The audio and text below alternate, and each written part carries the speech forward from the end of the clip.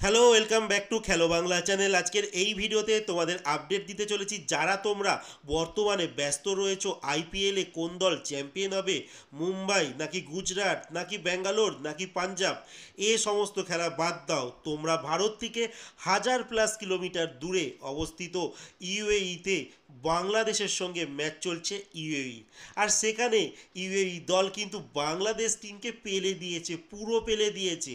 যারা 1-0-তে সিরিজে পিছিয়ে ছিল ইউএই দল, তারা কিন্তু আলটিমেট বাংলাদেশকে 2-1-এ কিন্তু 20-20 ম্যাচের সিরিজে পুরো পেলে দিয়েছে, যেখানে বাংলাদেশ কোনো মতে প্রথম ম্যাচটি জিতে গিয়েছিল। মানে বলা যেতেই পারে সিরিজটা 3-0 হতে পারত। তো সেই ম্যাচে কিন্তু ইউএই কিছু ভুল ছিল, যার জন্য তারা একদম সামনে গিয়ে ম্যাচটি হেরে যায়। বাট পরবর্তী দুটো ম্যাচে কিন্তু সেই ভুলটা তারা আর করেনি, যার জন্য বাংলাদেশকে পুরো নাগিন ডান্স করিয়ে ছেড়েছে। আর খেলা শেষে দেখা গেল যখন ট্রফি তুললো ইউএই, তারা কিন্তু একজন খেলোয়াড় সেই নাগিন ডান্সের কিন্তু ইমেজটা আবার দেখাচ্ছে নিজে থেকে। তো এইটা প্রথম কোনো ট্রফি পেলো আইসিসির কোনো সিরিজ বলো বা কোনো টুর্নামেন্ট, সব কিছু যদি ধরে নেওয়া হয়, তো এটা কিন্তু ইউএইর প্রথম কোনো সিরিজ জয়। আর যথাযথই তারা কিন্তু খুবই উচ্ছ্বসিত।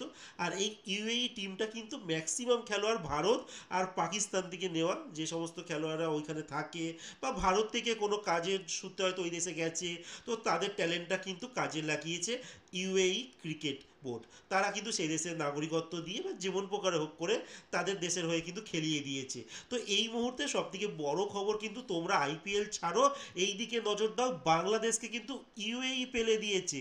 যে টিমটাকে যে কোনো দেশ যারা টেস্ট খেলে না, সমস্ত দেশ কিন্তু ঘন্টা বাজিয়ে দিয়ে চলে যায়। পাপুয়া নিউগিনিও হারিয়ে দিয়ে চলে যায়, মাঝে মাঝে চায়না হারিয়ে দিয়ে যায়, মাঝে মাঝে নামিবিয়া হারিয়ে দিয়ে চলে যায়। যে কোনো দেশ যদি হারানোর ইচ্ছে থাকে, বাংলাদেশ টিমের কিন্তু ঘন্টা বাজাতে পারে।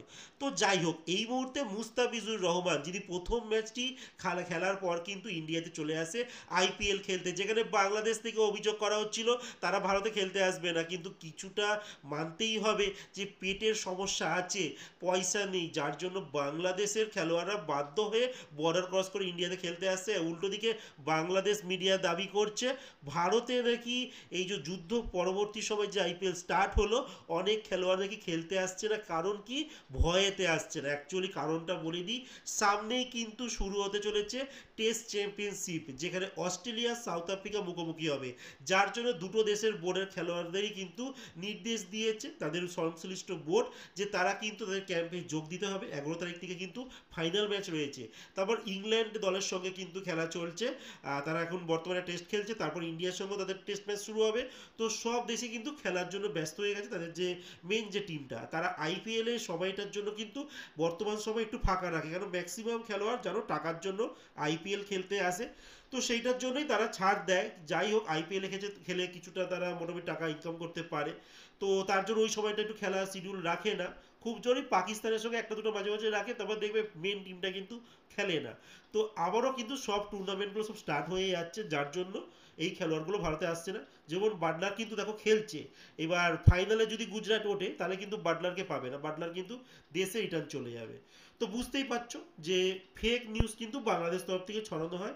যাই হোক, কার পেটের টান রয়েছে, যারা বর্ডার টপকি ইন্ডিয়াতে নিজের দলের মানে খেলা চলছে সেইটা ছেড়েও কিন্তু ইন্ডিয়াতে আইপিএল খেলতে আসে। তো তোমরা স্বচক্ষে দেখে নিতে পারলে যে আইপিএলে কিন্তু রিসেন্ট ম্যাচে কিন্তু মুস্তাফিজুর রহমান খেলেছে। তো যাই হোক, ভারতীয় ফ্যানদের কাছে কিন্তু একটা খুশির খবর, বাংলাদেশের ঘন্টা যে কেউ বাজি চলে আসছে।